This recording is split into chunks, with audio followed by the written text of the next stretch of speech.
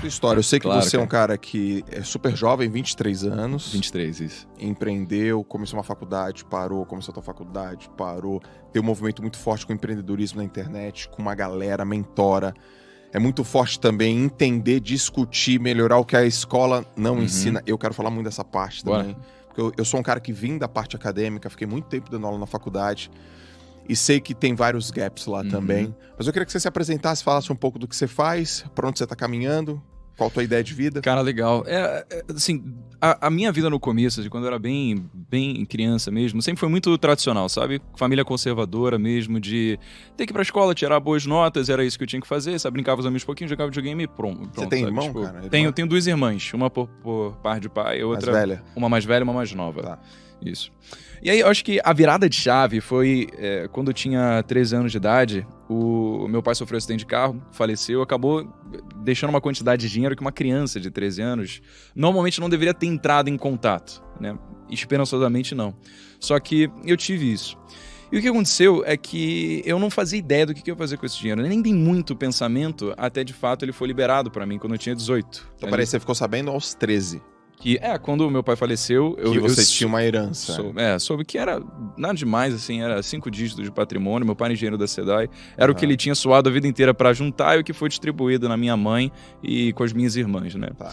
E aí, o que aconteceu foi que eu ficava me questionando, assim, o que eu vou fazer com esse dinheiro? Porque a mentalidade que eu tinha era, cara, se dinheiro existe, é pra ele ser gasto. Se ele tá na minha conta, uma hora ele vai ter que ter um destino ali. Só que essa resposta nunca veio pra mim. E aí eu acabei meio que deixando de lado, sabe? Até dos 13 aos 18 eu não tinha muito o que fazer com ele, porque ele ficou preso numa conta poupança do tipo espólio. Aí eu falei, bom, beleza, quando eu estiver lá é preocupação pro Breno do futuro.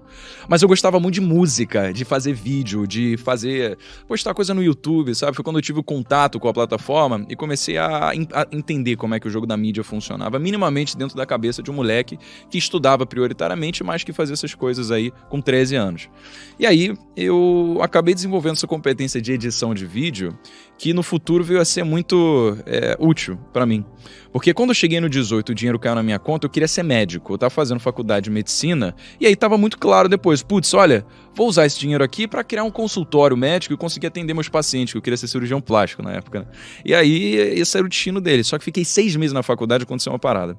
Eu comecei a ter uma aula chamada Saúde da Família. Já ouviu falar? Já ouvi falar. Cara, o que é esse negócio aqui? Na faculdade que eu tava, era bem bacana.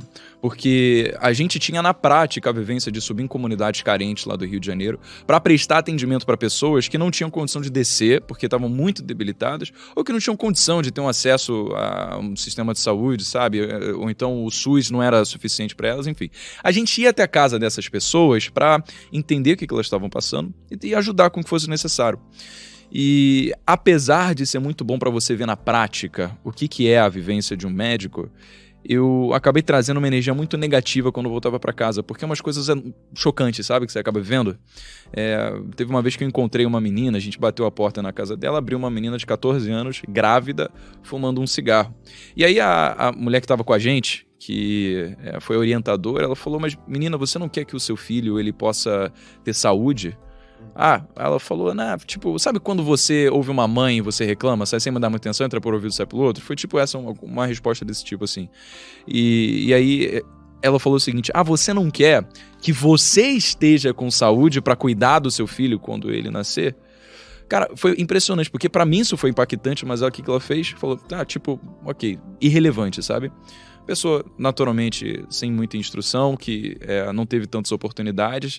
Essa era a vida, ficou grávida, 14 anos, foi o que aconteceu. Outra pessoa tinha um senhor de 85 anos que ele estava com câncer de próstata, cara. Ele foi mal diagnosticado, falaram que não precisava se tratar, que ia passar, que era simplesmente alguma coisa que tinha acontecido lá. Estava em estado terminal de metástase. Ainda tinha Alzheimer. Enfim, eu tive essas várias experiências aqui que me marcaram muito e eu não queria chegar em casa levando essa energia negativa pra minha família, como eu tava fazendo todos os dias. Minha mãe perguntava, filho, como é que foi a faculdade? Eu falava, uma merda. Eu não gostava de ficar revivendo isso, sabe? E eu decidi sair, porque a admiração que eu tive pelo médico começou a se valer muito forte naquele dia, porque eu sabia que não era todo mundo que conseguia isso. Eu não conseguia, depois de viver um dia daquele jeito, chegar em casa e poder olhar no rosto da minha mãe com um sorriso, dar um abraço, sabe? E querer viver normalmente como se eu não tivesse vivenciado nada daquilo. Eu não consegui. E aí, depois que eu não consegui, aquele questionamento de como é que eu vou gastar aquele dinheiro voltou a surgir. E, cara, não consegui de jeito nenhum encontrar uma resposta. Mas, assim, aquelas coisas, tem males que vêm pra bem, porque às vezes a melhor coisa que pode ter acontecido foi eu não fazer ideia de como gastar esse dinheiro. Porque o que aconteceu? Fui lá no YouTube, o melhor professor que eu tive na vida, sempre quando eu ia editar vídeo, aprender a fazer coisas de música. Perguntei lá, escrevi, como começar a investir. Comecei a ver os vídeos do Thiago, comecei a ver o vídeo do Perini, dessas pessoas que eu achava tão engrandecedoras e que estavam dando aquele conteúdo que a gente nunca foi dado na escola e que eram tão relevantes para a nossa vida, né? E aí foi engraçado, porque logo depois eu comecei a fazer engenharia de produção na UFRJ, e porque eu estava me interessando muito por finanças, para poder gerenciar aquele dinheiro que o meu pai tinha me deixado, afinal, como eu não sabia como eu ia gastar, melhor que ele rendesse da melhor forma possível até lá. E aí eu perguntava, cara, você viu que a Selic caiu, tipo, de 10 para 12? Naquela época ainda estava absurda a taxa Selic, estava no governo Dilma, né? E as pessoas não faziam ideia do que era a Selic, não faziam o que era IPCA, o que era a Copom, política monetária do Banco Central. Isso me deixou um pouco curioso e frustrado, porque são coisas muito simples, sabe? Se você pega numa metodologia certa, independentemente da idade que você tem, você pode ter 11 anos de idade, você vai entender o que são essas coisas. Tudo depende da forma como é passado. E dinheiro é algo imprescindível para qualquer pessoa depois que ela sai da escola. Você pode querer ser engenheiro, matemático, você pode querer fazer advocacia, você pode querer ser qualquer coisa, mas você vai ter que lidar com dinheiro, cara. Dificilmente todo mundo vai ter que saber o que é briófita, pteridófita, angiosperma, gimnosperma, rocha metamórfica e magmática, mas a gente dá isso na escola. A gente decora... Não, você lembra disso? Mas sabe o que você não lembra? Você não lembra porque não tem aplicabilidade no nosso dia a dia. São coisas que fazem muito sentido, dada aquela área exclusiva de atuação, de competência que existe ali, no caso disso que eu falei em relação à biologia e geografia especificamente, mas que na nossa vivência não tem utilidade prática. E se não tem utilidade prática, a gente se esquece. Você com certeza deu isso na escola. Se você teve um ensino que foi um ensino que pode ser um ensino de qualidade, né? Se a gente teve esse privilégio, certamente você teve acesso a esse conteúdo. Mas ainda assim, a gente esquece dessas coisas. Então, eu comecei a ver o quão importante seria poder trazer esse conhecimento, que era importantíssimo para qualquer pessoa. Cara, saber quando é que você vai fazer um empréstimo. Você saber que 100% do CDI é uma coisa que você consegue em qualquer banco, sabe? Sim. E não aquele 70% que o gerente do banco fica oferecendo para você, o que a poupança te dá. Essas coisas, para mim, foram tão impactantes que eu falei, eu preciso trazer isso de alguma forma para iluminar pessoas, para ver a importância desse tipo de área de conhecimento. E associei a uma outra área de conhecimento que eu estava tendo muita influência lá no UFRJ, que foi a de empreendedorismo, dada a minha vivência na Fluxo Consultoria, que era uma empresa júnior. Já ouviu falar em empresa júnior? Já ouvi falar. É um movimento bem bacana, cara. A empresa júnior era basicamente assim, é uma empresa que existe dentro do ecossistema da faculdade que é gerida 100% por alunos universitários. Um monte de adolescente remelento lá que está negociando com clientes, fazendo estratégia de marketing, que está escrevendo balanço patrimonial da empresa, fazendo DRE, que está fechando negócio, que está na prática atuando como é a vivência no mercado. Só que isso dentro de uma faculdade. E aquilo mudou muito a minha cabeça, porque eu comecei a perceber que as competências que eu estava aprendendo ali eram coisas que eu podia usar no dia a dia depois que eu saísse da faculdade. E aquilo que eu estudava em termodinâmica, mecânica dos fluidos, essas coisas que eu via na faculdade não tinham, sabe, uma máquina poderia fazer a conta que eu estava fazendo naquele momento ali, entendeu? Então, eu falei, empreendedorismo acabou sendo tão relevante para a sociedade, ao meu ver, como a educação financeira. Porque se você olha quantas pessoas estão se formando agora na faculdade e não estão conseguindo emprego, você vê que existe uma defasagem entre demanda por empregados versus empresas que existem para ter esses empregados sendo contratados. Ou seja, a gente precisa de uma sociedade que olhe para o mundo hoje com os olhos do século XXI e não com os olhos de 150 anos atrás, quando o modelo de ensino foi criado, para suprir a necessidade industrial de uma sociedade que queria formar robôs. Então, não tem nada de errado, mas o pensamento industrial que a gente tem hoje na escola, ele é linear, segmentado, repetitivo e ele é previsível também. Ele é linear porque você passa de série a série, subindo de ano após ano, você faz uma prova depois da outra. Ele é previsível porque você sabe o que esperar, ele é repetitivo porque você sempre faz a mesma coisa, ele é segmentado em áreas de ensino que não tem uma integração clara entre si, da mesma forma como departamentos de uma empresa de 150 anos atrás.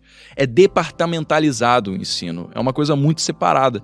E aí, a gente olhando os problemas reais da sociedade de hoje, cara, pensa, se a gente não precisa de pessoas com senso crítico, capazes de olhar para o mundo e ver os problemas e trazer soluções criativas, inovadoras para o que está acontecendo. Se a gente pensa com a mentalidade de 150 anos atrás, a gente forma pessoas para resolver problemas 150 anos atrás, não os de hoje. Então, isso me deixou inconformado, vendo vários amigos que não estavam conseguindo emprego, ou então, quando estavam conseguindo, tinham que se contentar com um piso que era abaixo daquele que o seu diploma tinha concedido. Por quê?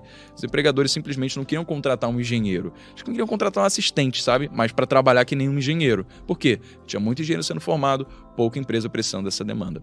E aí eu vi, posso então criar um canal para falar que gente que nem eu, cara, que fala de forma jovem, que nem uma conversa de bar aqui que a gente tá tomando cerveja, como se a gente estivesse tomando cerveja e tipo falando da vida, sabe? Só que eu com cara de moleque, obviamente, porque tinha passado em empresa júnior, nunca tinha tido diploma ou certificado de educação financeira, acabei tendo alguma rejeição da minha família. Quando eu fui começar o canal do YouTube, e eu tinha uns 500 inscritos, eu falei... Quando que foi isso, Breno? Foi 2018, no dia 4 de outubro de 2018, foi quando eu soltei o primeiro vídeo. Pô, legal, cara, cresceu rápido. E aí, depois de um mês, eu falei, vou largar a faculdade.